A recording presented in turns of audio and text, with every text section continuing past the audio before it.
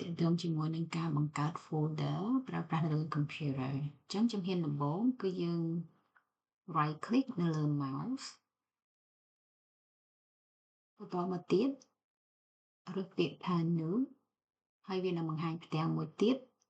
ឃើញពាក្យថា folder ខាងលើគឺយើង click យកពាក្យ folder ដែលប្រើ mouse ខាងឆ្វេងមួយមក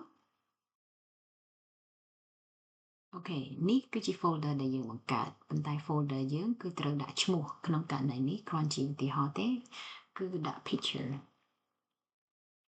បន្តមកទៀតយើងclick យក mouse ខាងឆ្វេងដើម្បី click វាអូខេបន្តមកយក mouse ខាងឆ្វេងដើម្បី uncheck folder ហ្នឹងអូខេអញ្ចឹងជំហានបន្ទាប់ដើម្បីទាញរូបភាពពីរនេះចូលទៅកាន់ folder ត្បូងឡើយគឺយើងត្រូវ select វាសិនទៅលើ file រូបភាពដែលយើងចង់អូសវាចូលទៅក្នុង folder អញ្ចឹងសម្រាប់ខ្ញុំមានតែពីរហ្នឹងទេអូសចូលនោះអញ្ចឹងខ្ញុំ select រួចហើយបន្តមកខ្ញុំប្រើ mouse ខាងឆ្វេងដើម្បីចុចនៅលើវាហើយអូសវាកុំប្រឡែង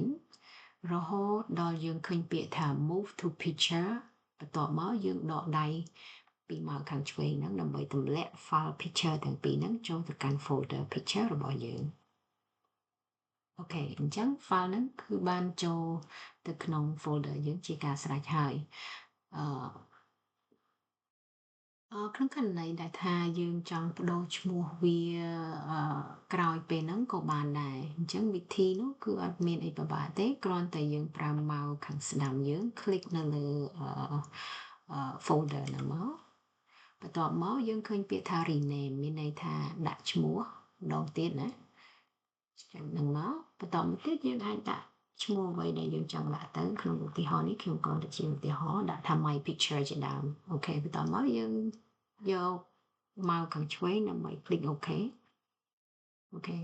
វារួចរាល់ជាការស្រេច